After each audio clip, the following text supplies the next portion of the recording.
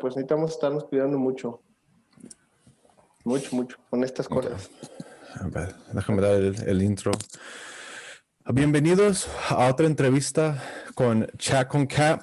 Aquí tengo al doctor Marcelo Vera de Jalpa, Zacatecas, que va a platicar un poco de cómo es la vida de doctor en México, su historia de su carrera, cómo llegó a ser doctor. Y hay que empezar desde el principio. Bienvenido, Marcelo. Gracias, Kat. Un gusto estar platicando contigo después de tantos años. Estaba viendo las otras entrevistas, más o menos con Cristian. Le mando un saludo por ahí, si lo va a ver. Pues bien, estamos aquí estoy de honor platicando contigo sobre cómo hemos estado pues creciendo desde que aquel entonces que nos conocimos en el rancho, ¿recuerdas? Hace más de 20 años más o menos que nos conocemos. Sí, más de 20 años que nos conocemos y bien, es un gran honor para mí platicarte y compartirte con quienes van a escuchar esta pequeña entrevista de cómo fue nuestro crecimiento. Tú sabes, y la vida de rancho pues es una vida diferente a la de una ciudad, a la de un pueblo, y ahí es donde empezamos a conocer y a saber qué es lo que queremos y cómo queremos desarrollarnos. Y no seguir la misma línea que siempre se sigue en una comunidad. Regularmente en México la línea siempre es la misma. O sea, yo nazco, veo que mi papá es un trabajador y yo voy a ser trabajador con mi papá en la misma línea.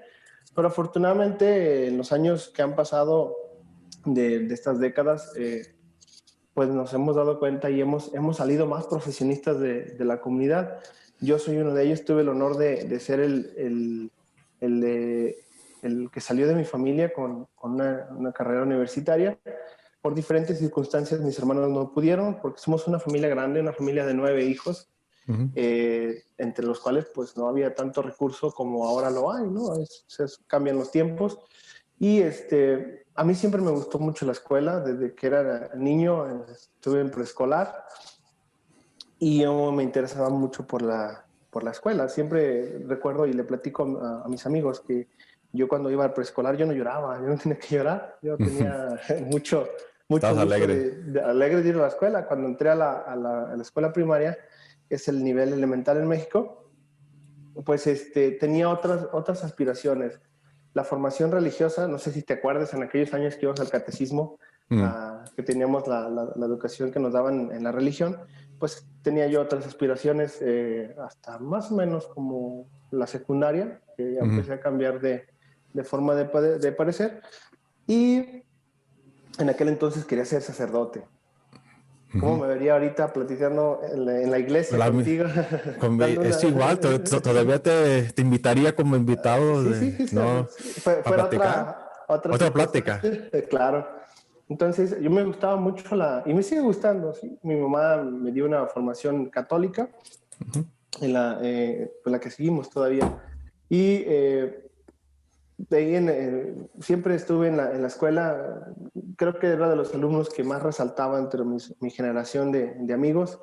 Éramos los que siempre estábamos en las mejores calificaciones y siempre me gustó salir a relucir. O sea, siempre me gustaba que a mí mi trabajo produjera algún efecto positivo.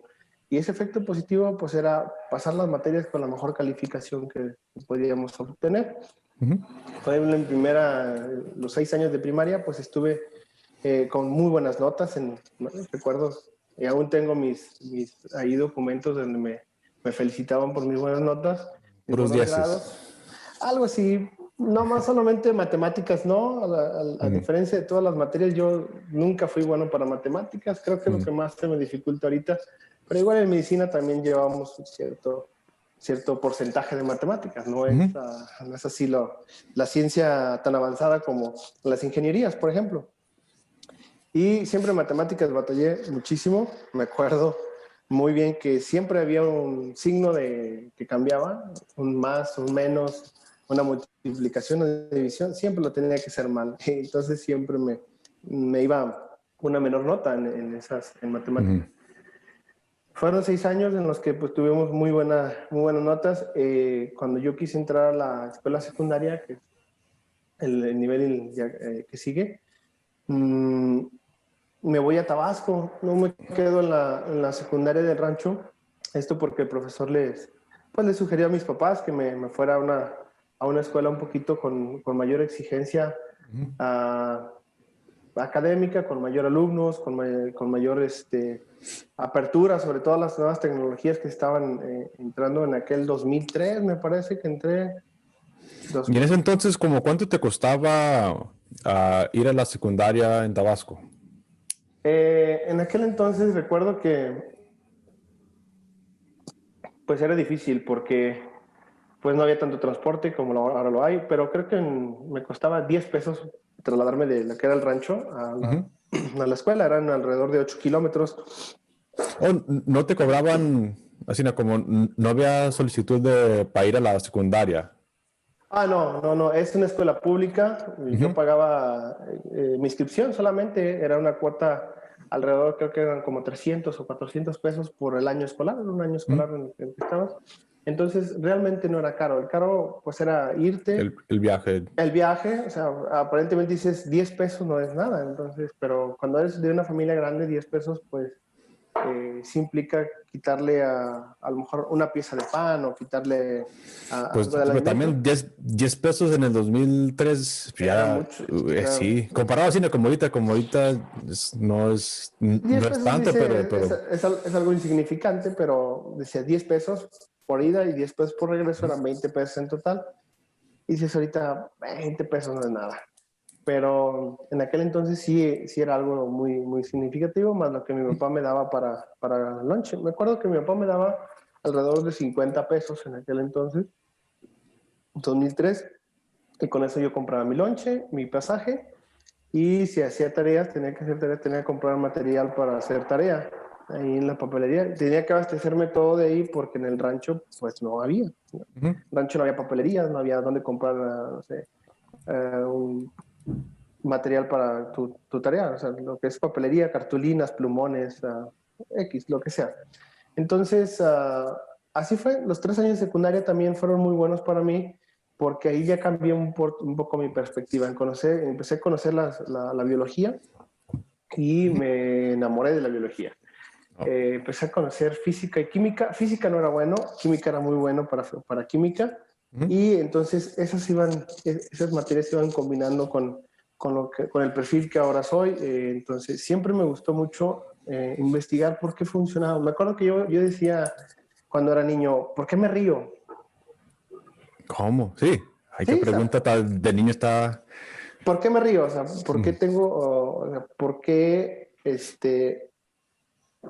¿por qué tengo sueño? Cuando estaba no sé, en primaria, ¿por qué me da sueño? O sea, ¿por qué tenemos que dormir los seres humanos? Entonces, esas preguntas empezaron a explotar más en la secundaria y empezaba a conocer más de los seres vivos. En aquel entonces no estaba directamente con anatomía y fisiología humana, pero ya me empezaba a llamar mucho la atención por esa parte. Todavía aún sigue con la inquietud de ser sacerdote, o sea, ser padre, por mi mamá tenía esa ilusión. Mi mamá siempre dijo, tú vas a ser padre, tú vas a ser padre. Entonces yo empecé a conocer la escuela, empecé a conocer la ciencia, empecé a enamorarme de la ciencia y fui creciendo. Primer año, segundo año, tercer año de educación media, o sea, lo que es la secundaria. Y siempre te digo, sobresalí en la secundaria. Me recuerdo que de mi grupo yo era de los más listillos. No era el mejor, te lo voy a decir. Había un compañero que siempre fue todos mis respetos, ahorita para él es ingeniero allá en Querétaro, en la ciudad de Querétaro, y él siempre me ganó y era muy listo y yo me daba mucho coraje, pero Ese lado. favorecía la competencia, ¿no? Y era una competencia sana, éramos muy buenos amigos y pues bien, de ahí la preparatoria, estuve en el seminario donde forman a los sacerdotes, pero estuve un mes nada más y mi mamá solamente me mandó para que viera y yo no me quedara con la tentación. Pero ahí pasó una serie de cosas que dije, no, mejor no voy a esperar y voy a irme a la preparatoria, lo que Ujú. ya es antes de la universidad. Y pues ahí sí fue diferente, ¿no? Todo. Ahí yo empecé a conocer amigos, empecé a conocer mis noviecillas, empecé a tener, pues empezar a salir. Ujú. Ya para esto yo a veces trabajaba en el campo, mis tíos son agricultores, ahí en la comunidad hay mucho trabajo de agricultura y me iba a trabajar para tener dinero para poder salir. Salíamos, tuve mi noviecilla, recuerdo, y ahí bajé mucho mis notas, ahí en la preparatoria, pero ahí fue donde reafirmé yo que la medicina era mi camino. ¿Y por qué fue Entramos, eso? ¿Como qué te atrajo a la medicina o a de la biología o qué te interesó? después de la secundaria y de pasar esa experiencia en el seminario, Ujú. llegué a la preparatoria. En la preparatoria te empezaban a dar todas las materias que eran acordes a las diferentes profesiones que hay en México. Ujú. Entonces, yo cuando caí a lo que era la parte de biología, dibujo anatómico y empezaron modelados anatómicos, Ujú. empezó a interesarme mucho. Para esto yo tengo un primo que él siempre lo admiré. Él es médico también, él es médico pediatra. Yo Ujú. soy solamente médico general. Él me llevaba a prácticas de anatomía a la universidad, cuando él estaba en la universidad. ¿No? ¿Sí?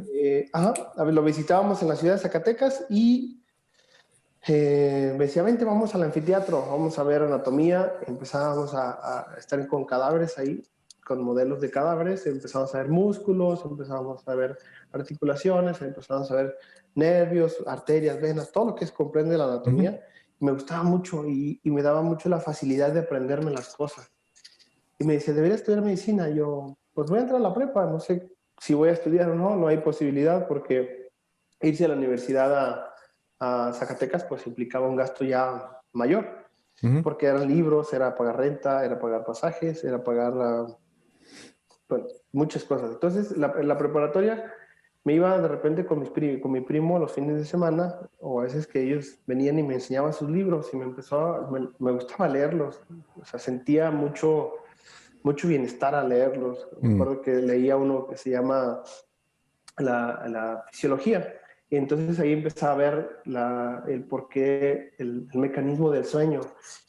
Y me acuerdo en la preparatoria que fue la primera vez que leí el mecanismo del sueño y dije, wow, me pareció así impresionante. Dije, Ujú. entonces fue en el tercer semestre, en la Ujú. preparatoria, escoges un apartado que se llama Biología y Ciencias Naturales, así se llamaba en aquel entonces. Uh, y en esa parte ya me empezaban a preparar para el examen que tenía yo que presentar a la universidad para estudiar medicina o alguna Ujú. carrera de la rama de las ciencias de la salud, que Ujú. le llamamos aquí en México, que son enfermería, dentistas y unas ingenierías químicas o Ujú. químicos en medicamentos. Entonces, por ahí me fui y me acuerdo que me gustaba muchísimo. Me gustaba hacer modelos del corazón, me gustaba hacer modelos de los huesos largos. Creo que hice un modelo del sistema circulatorio que aún está en Ujú. el museo ahí de la preparatoria. ¿Ah, sí? Y sí, aún está ahí. Y los maestros siempre me apoyaron, los maestros siempre me animaron a seguir adelante, a que cumpliera yo mi sueño, porque yo les platicaba, me decían, Marcelo, ¿vas a estudiar? Y digo, no sé, para mí es incierto si yo después de la preparatoria me vaya a la universidad o me vaya o busque irme a Estados Unidos, ¿verdad? Porque ya pues, no sabíamos qué iba a pasar. Y bien, después fueron esos años, en tercer año, en el último año de preparatoria, fue un año difícil para mí porque encontré algunas dificultades en el camino, sobre todo con los maestros, ya te empiezan a preparar de forma diferente. Entonces, tuve algunas dificultades, pero al final, al final salí y recuerdo que le dije a papá, ¿sabes qué, papá? Quiero estudiar medicina. Y me dice mi papá, vale, ¿quieres estudiar medicina? Adelante, tú tienes todo mi apoyo. No sé cómo se hace una carrera universitaria porque no teníamos ni idea de cómo hacer el Ujú. trámite en una carrera universitaria, Entonces, yo le pregunté a un amigo, me dice, oye, ¿cómo me puedo inscribir al examen de medicina? Ah, mira, yo me inscribí por ahí el mes de febrero del 2008. Ajá, 2008. Hice mi prescripción y le dije, papá, tenemos que pagar 2,000 pesos. Y eso. Y dices, ay, o sea, sí, güey. Mi papá ya empezaba a tener un poquito más recursos, pero aún así, pues seguíamos siendo muchos. Y 2,000 pesos era una semana de trabajo para mi papá. Entonces me dijo, va, te los voy a dar, paga tu examen. Y pues mi papá nunca me dijo que no. Mi mamá siempre me apoyó y dijo, pues tú quieres estudiar, adelante. Mi papá siempre vio la forma de que yo no viera que faltaba dinero a veces en la casa. Él siempre trabajó mucho y sigue trabajando todavía porque dijo, ¿qué? Pues mi hijo quiere estudiar. Entonces, en febrero pagué, me preparé para el examen alrededor de un mes, te voy a ser muy sincero, no me preparé mucho, pero como es algo que me gusta, Se te vino fácil. sí, cuando llegué al examen, recuerdo en el campus ahí de la universidad, éramos alrededor de 2,000 aspirantes a medicina. Más o menos éramos alrededor de 2,000. Y pues de esos nada más quedamos 200 que ya ahora somos médicos. Que son, ese examen es para entrar a una universidad en particular o es para como para llevarla a diferentes universidades? No, es solamente la universidad donde yo salí. Es una universidad pública, es del Estado. Entonces, de ahí te ponen un examen para los aspirantes de medicina, un examen para los aspirantes de enfermería. O sea, ya te van separando por carrera, no es un examen general. Okay. Entonces, llegué, estaba súper nervioso, creo que ni pude almorzar, vomité como unas 5 veces antes del examen. Pero empecé a realizarlo y bueno, dije, ok, va, lo hice, no supe qué pasó, qué iba a pasar. El resultado me lo dieron como en un mes. Yo regresé a la preparatoria, nos graduamos con fiesta y todo, ¿no? Como siempre es una graduación, porque nos daba mucho gusto que habíamos egresado de la preparatoria y me llegan mis resultados recuerdo andábamos por ahí en Aguascalientes en una reunión, convención de jóvenes mismo de la religión. Andaba el ingeniero Cristian con nosotros, recuerdo ese día cuando me manda un mensaje. Felicidades, usted ha sido aceptado a la carrera de medicina humana y pues imagínate, el entrar a la carrera de medicina, incluso en Zacatecas, es muy difícil. Solamente quedamos el 10% de los 200, solamente no nos graduamos los 200. Creo que nos graduamos en total de toda la generación, fuimos como 100, 120 médicos. Porque te van poniendo pruebas en el camino y van dejando. Pues sí. Entonces, yo recuerdo cuando nos dieron el resultado, yo tenía el número 10, en todos los 200 que quedamos yo tenía el número 10. Aquí fui de los que mejor avanzó. En aquel entonces, 2008, 2009, y abrieron un campus en la ciudad de Fresnillo, donde vive ahorita Cristian, y nos mandaron a un grupo así al azar, y para allá nos fuimos. Entonces, pues estábamos en otro campus, pero igual tuvimos la misma preparación. Era difícil porque no tienes carro, tenías que andar en camión. La escuela ya te empieza a costar un poquito más. Recuerdo la inscripción eran 1,800 cada 6 meses. Más aparte tenías que comprar mucho material, libros sobre todo, para prepararte porque pues desde que entraste a primer semestre, los primeros 6 meses de la carrera, era estúdiele, y tarea, y noches de desvelo, y noches de estar sufriendo. Recuerdo que rentaba por ahí un cuartito yo solo y costaba bastante caro. Y pues mi papá siempre, pues de uno o de otro modo, siempre buscó la forma de apoyarme. ¿Y tú no podías trabajar durante ese tiempo que estabas estudiando?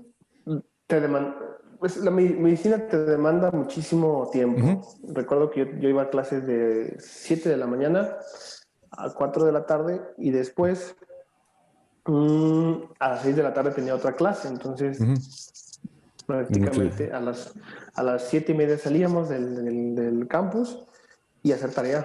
No, sí. hacer tarea. Entonces, era difícil trabajar. Yo a veces cuando regresaba al rancho el fin de semana, pues nos buscábamos la manera de trabajar y ganarte 100, 200 pesitos que te podían hacer de mucha ayuda en la universidad.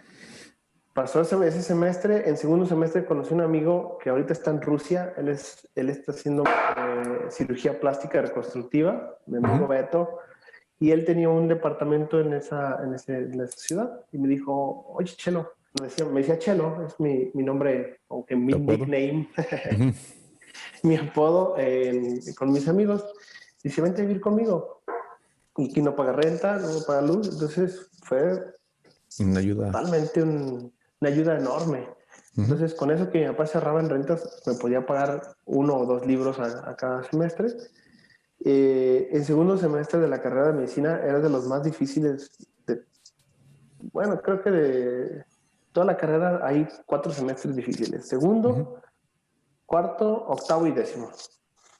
Te voy a decir por qué ahorita más o menos. En segundo Ujú. ves anatomía y fisiología, las dos juntas, y o que se llama bioquímica. Y es de comerse las cosas, los libros, comer, de puro estudiar. Me acuerdo Ujú. que para entonces mis promedios de la primaria ya no importaban. O sea, yo sacaba en anatomía un 4 y yo era feliz.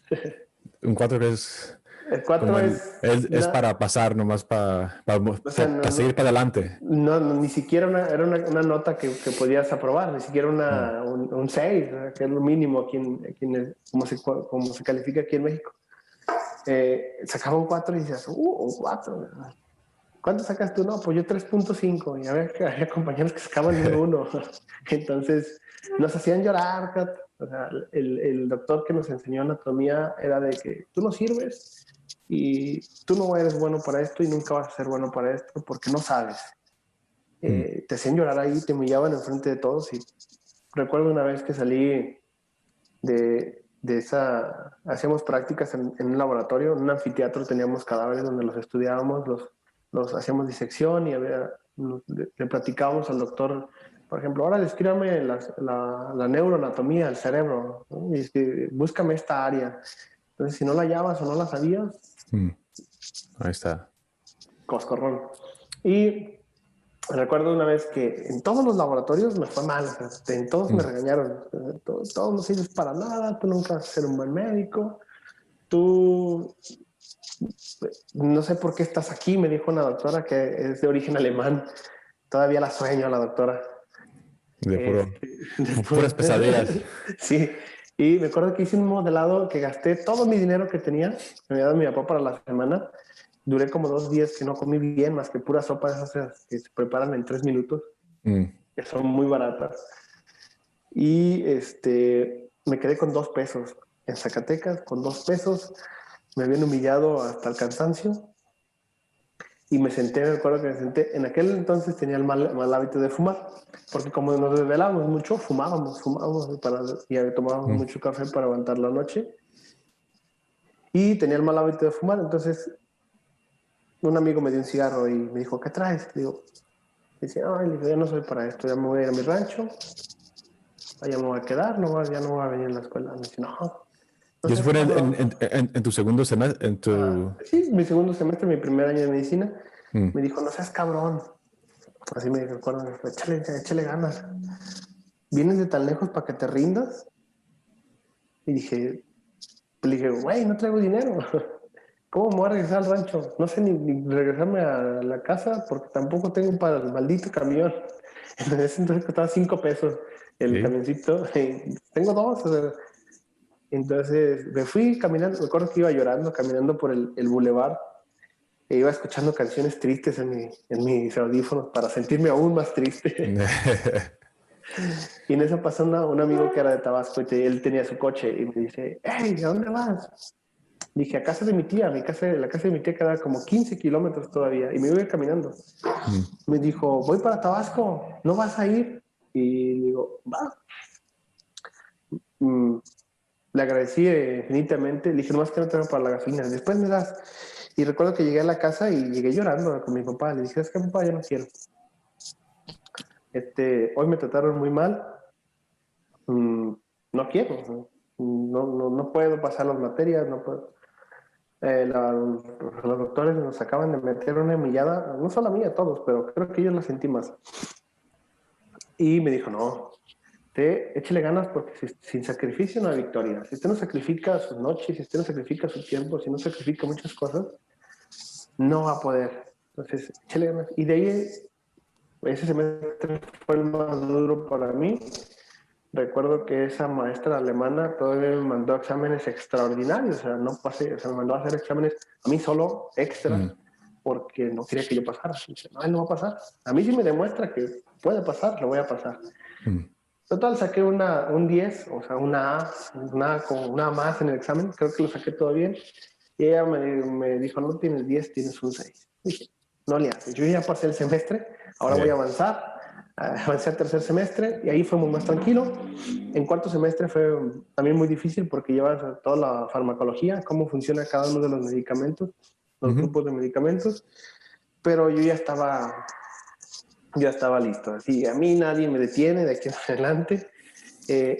Los primeros 4 semestres son muy integrales en la carrera de medicina porque te forman lo básico, desde lo molecular, la parte anatómica, la parte funcional desde el átomo, las moléculas, todo en bioquímica, los procesos fisiológicos y todo demás, anatomía, para ya cuando estés en quinto semestre empezar ahora sí a ver lo que era la medicina. Empezamos ya a tener prácticas clínicas en el hospital y ya empezabas a conocer maestros que te empezaban a enseñar cosas muy útiles que aún sigo utilizando, en mi actuar diario. De ahí, quinto y sexto semestres fueron muy buenos. Fue donde empecé a levantar yo mis calificaciones. No fui un alumno ya de 10 en la universidad, porque en la universidad ya no eres un alumno de 10. Ya en la universidad vives, estudias por una miseria de calificación, pero sabes que esa miseria de calificación te está representando lo que vas a hacer. Entonces, los maestros son muy rígidos. Ya murieron la mayoría de los que me dio. Ya han muerto, están jóvenes y sí, son excelentes médicos, son especialistas de mucho renombre.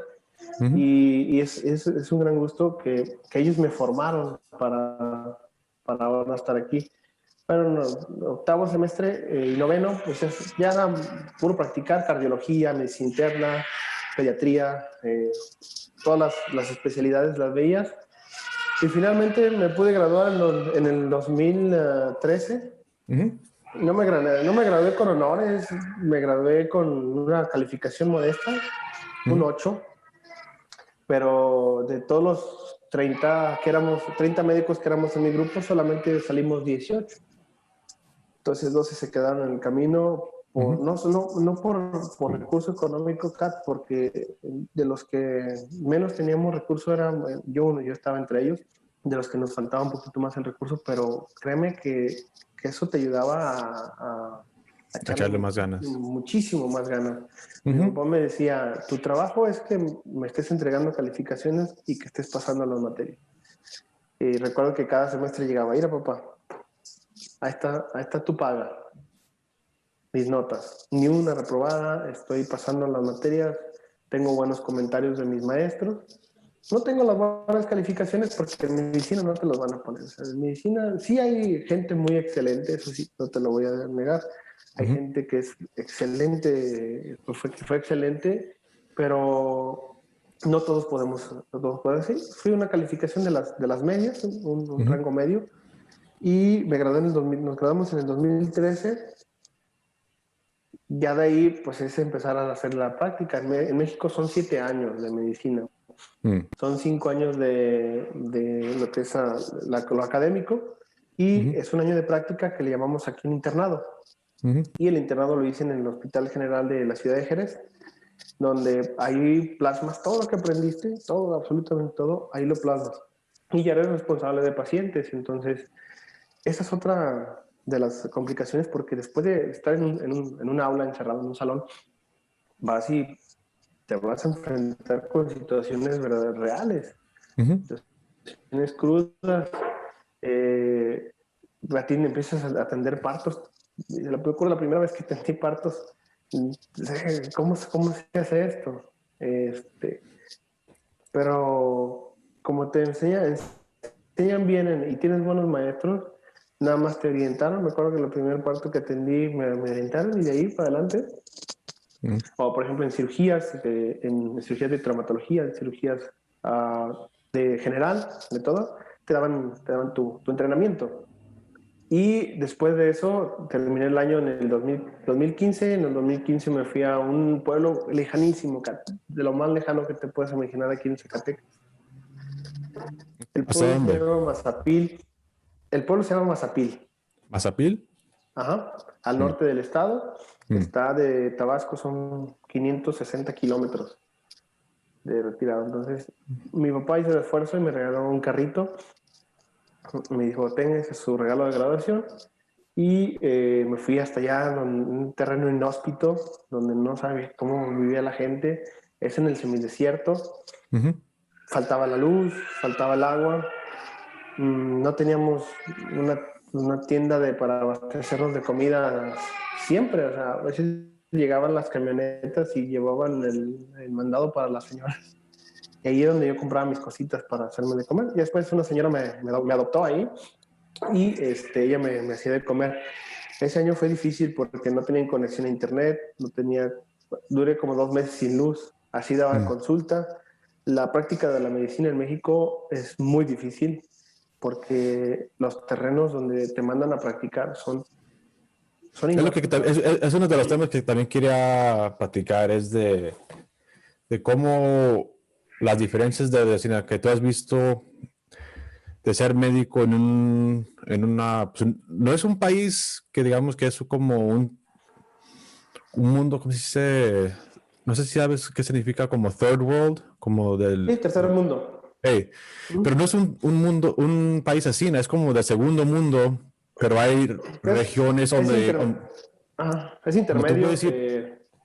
Sí, como te dice, hay lugares donde puedes ir en Zacatecas que es como si estuvieras aquí en Estados Unidos, o puedes ir a Monterrey o a Guadalajara o Ciudad de México, pero luego te remueves de eso y te vas a un ranchito que según así hay con nosotros ahí ya en San José, ya las casas ya tienen wifi, todos tienen, pues, tienen todo lo básico que se ocupa, pero puedes ir a un lugar, y eso fue cuando fuiste tú, hiciste ese cambio.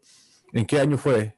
2015, 2015 al 2016 es un año donde Ujú, como tú la educación te la paga el Estado, te tienes ujú, que dar un año de servicio ujú, a ellos. Entonces, eh, te mandan por los unidades de salud, porque ujú, no siquiera llegan a ser hospitales ni consultorios bien equipados. Es un cuartito con muy poco material, ujú.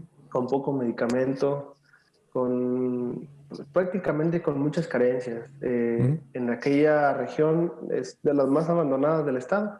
Como tú dices, ahí en San José, en Tenanguillo, ya tenemos pues, prácticamente todo, lo básico, al menos.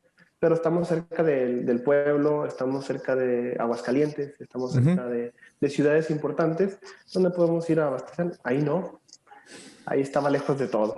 ujú, Todo. Entonces, ahí es donde ponen a prueba tu carácter y tu resistencia y tolerancia a la ujú, soledad. Porque vivía solo, ujú, porque yo estaba responsable de una comunidad de cerca de 800 o 900 habitantes que se enfermaban, que se embarazaban y que eran embarazos difíciles, que para llegar a un hospital tenía que ser como 3 horas y media de camino, en un camino de terracería totalmente pues abandonado. Ahora ya ujú, hay carretera y creo que también ya hay wifi, ha cambiado mucho el rancho porque ujú, tengo amigos allá. Y me tocó vivir experiencias muy buenas, experiencias de éxito y también experiencias de fracaso, porque también los fracasos te enseñan muy bien a mejorar eso que puedes hacer o que no hiciste, ¿no? ujú. Por no pensarlo. Entonces, recuerdo que tengo historias de partos ahí que iba yo en la ambulancia, una ambulancia era una camioneta, no era una ambulancia equipada como las conocemos. en la camioneta, yo ya me llevaba mis cosas, las que yo me había podido hacer en el hospital cuando estuve en el año de servicio. Mis maestros me decían, ten, esto te va a servir cuando estés solo allá en, en el inframundo, me decían. Y, y sí, llegaron muchos partos que ya no llegaron al hospital, muchos enfermos que se me murieron porque iban graves y ya no llegaron al hospital. Entonces, la práctica de la medicina en México es una práctica, al menos en el nivel marginado, en los niveles donde están hay más pobreza, es pues una medicina de guerra prácticamente, casi.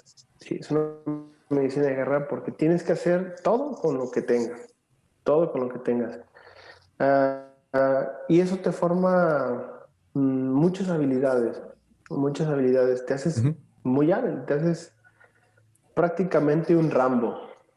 Te haces A ver. prácticamente un Rambo, porque trabajas con lo que tienes. Trabajas con lo que tienes y pues ya después del servicio me gradué, hice mi examen de titulación, lo pasé satisfactoriamente, duré un tiempo sin trabajar, como 8 meses más o menos, porque también es difícil entrar a un sistema de salud público donde está saturado ya de médicos. Hay ¿Por qué mucho, es eso? ¿Cómo? porque ahorita las nuevas generaciones están saliendo mucho médico y no se distribuyen regularmente en todas las áreas. Se concentran en áreas de conveniencia, ¿no? Por ejemplo, dice un médico que es de Jalpa va a querer estar en Jalpa.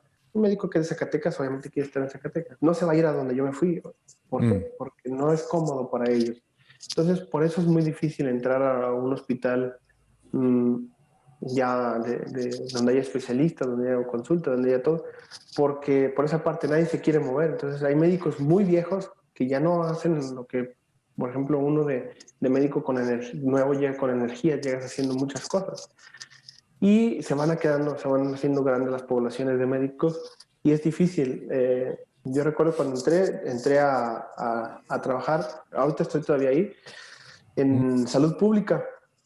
Es administrativo, estamos sobre todo en la prevención de las enfermedades, pero es diferente. Entonces, duré ahí 2 años, 3 años, sí, 2 años.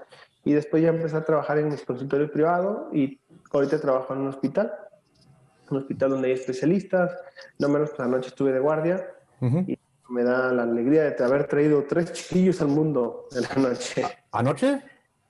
Anoche. No. Y entonces, pues así, resumiéndote mucho lo que es la carrera y lo que hemos pasado, y en la finalidad de expresar lo que la medicina de México es una medicina muy benévola porque aquí en México les regalamos todo, todo, ¿no?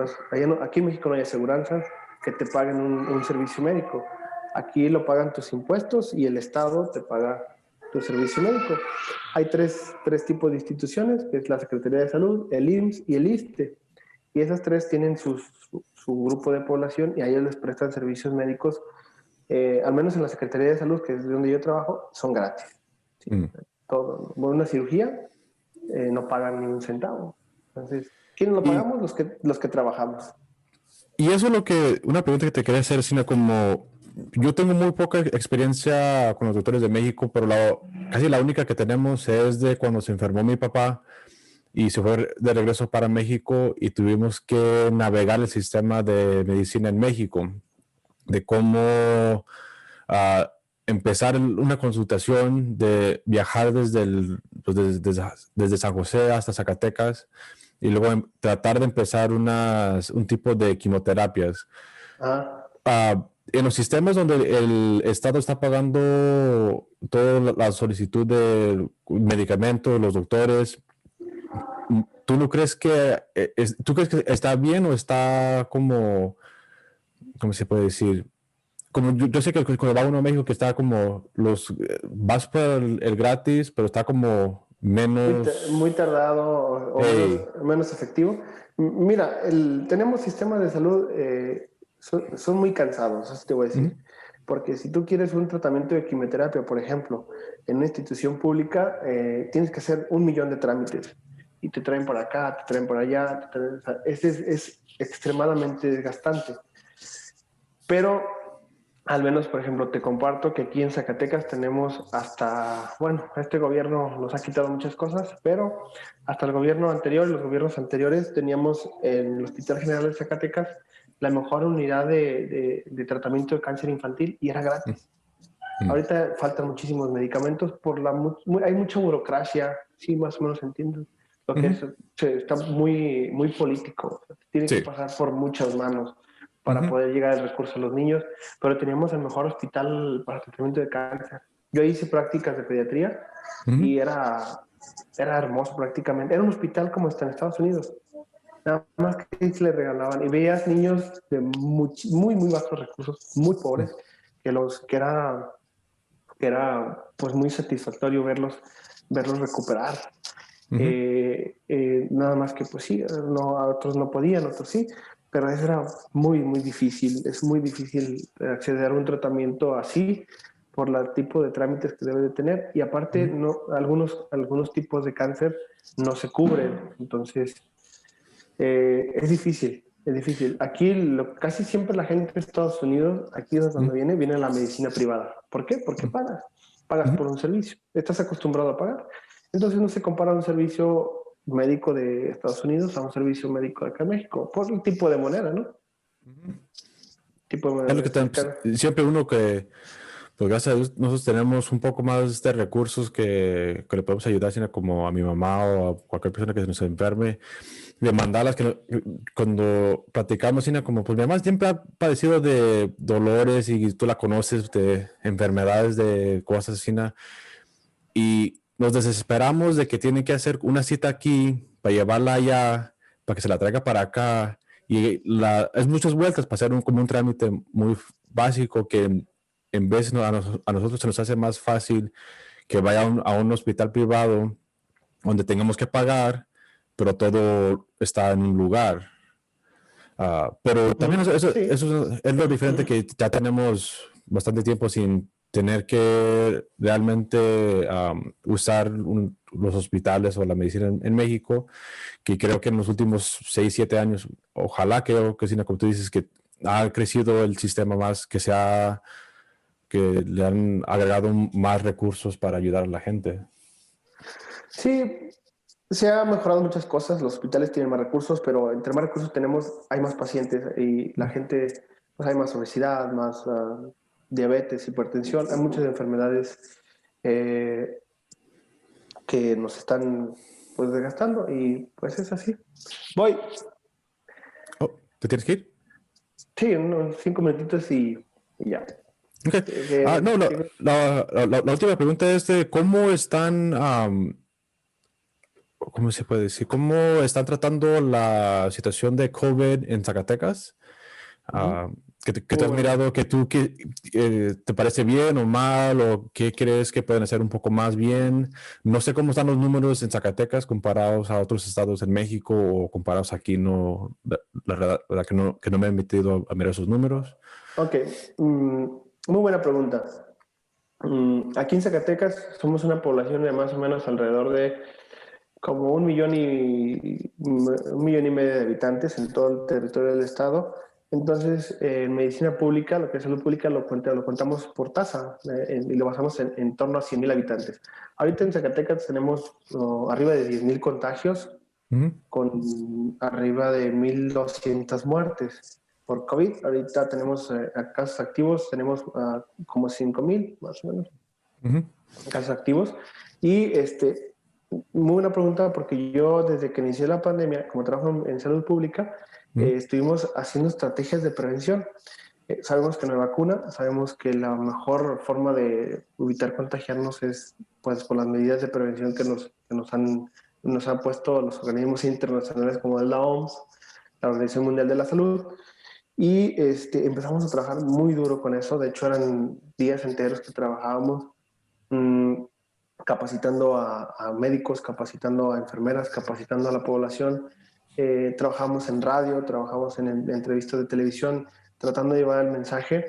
Durante los primeros 3 meses de la pandemia se presentaron 5 o 10 casos, 30 casos en el estado y se concentraron en Zacatecas. Ahorita prácticamente todo el territorio del estado de Zacatecas tiene casos. A lo menos aquí en la región son más de 400 casos, en lo que es todo el cañón de Juchipila, lo que comprende nuestros municipios.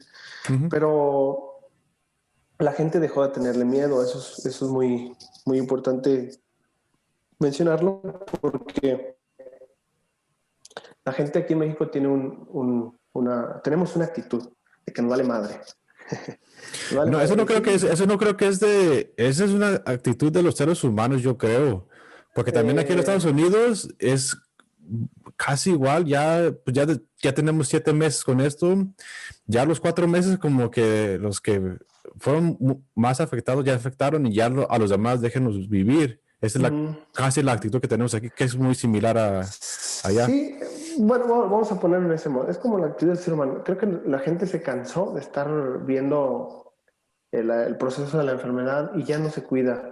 Yo he visto morir gente por COVID, he visto murieron maestros que están luchando allá. Yo trabajo en la línea de la prevención, no trabajo directamente en el área donde están tratando a los enfermos por COVID, pero realmente ha sido muy difícil porque incluso estuve tomando yo las pruebas, la PCR, la que va a la nariz y en la boca, y la gente no la acepta. O sea, la gente dice, usted me va a inyectar el COVID con ese hisopo.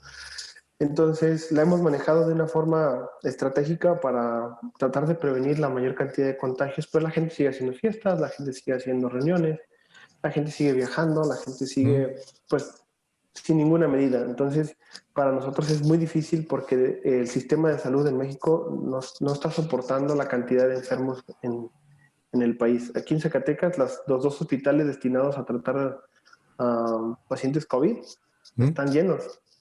¿Sí? Están llenos. Y estás mirando que la gente que tiene COVID, ¿cómo se están aliviando como a un tanto porcentaje de cómo se siente? Como yo conozco mucha gente de que les da y a los 3, 4 días están bien, no sienten nada, ya les regresó todo al sentido de como para comer, ya para oler, ya todos esos sentidos ya le han regresado, se han aliviado bien y conozco gente como a familiares que les ha dado y todavía como que están como al 85% de recuperados. ¿Cómo han visto la recuperación de la gente? Eso varía mucho en el estado de salud que tenga el paciente contagiado. Regularmente el coronavirus no tiene un índice de letalidad, o sea, de mortalidad alto, dado a que la condición del ser humano se lo permita, ¿no? La condición de salud que tengas. Más o menos estábamos viendo en las estadísticas que el 85-90% se recupera siendo asintomáticos, así como tú lo platicas. En 14 días, los virus tienen esa peculiaridad, que ellos necesitan una célula para replicarse, pero tienen un periodo de vida. En los 14 días empezamos a ver que ya han estado recuperándose y los dejamos de alta. Pero hay otra gran cantidad de pacientes también que representa el 15% que se van a los hospitales. Y de ese 15% solamente el 5% muere, pero por enfermedades asociadas. O sea, el virus no llega solo. El virus llega con pacientes obesos, pacientes hipertensos, pacientes muy complicados o con cáncer o con lupus o con enfermedades que te comprometen la vida y son los que mueren. Hemos tenido pacientes, la gran cantidad de nuestros pacientes han estado totalmente asintomáticos, no han tenido ningún síntoma, más que pierden el gusto y el olfato, pero nada más. Les damos su periodo de aislamiento, los manejamos con puros medicamentos que les mejoran su sintomatología. Si tienen fiebre, pues Tylenol, paracetamol. Si tienen dolor de huesos, también son analgésicos. Pero ya cuando hay pacientes ya complicados, pues los tenemos que internar y darles un tratamiento especializado. Según las normas internacionales que han salido de los medicamentos. Ahorita no hay vacuna, no sabemos cuándo habrá, pero de esa manera estamos manejando aquí en México la pandemia. Ha sido muy difícil, ha sido mucho trabajo que hemos hecho. Pues nos hemos puesto en riesgo también nosotros, a nuestras familias, porque salimos a donde hay concentraciones, donde hay gente, donde hay...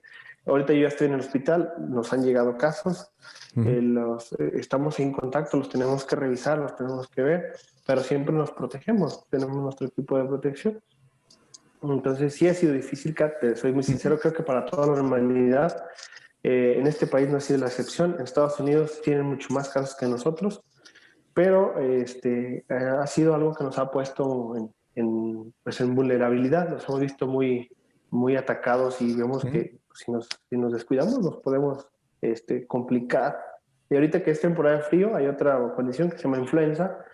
Eso es lo que va a ser muy interesante como toda la gente que de verdad se ha cuidado de no tratar de juntarse con mucha gente, de que se han quedado en su casa y que han tenido muy poco contacto con el mundo alrededor de ellos.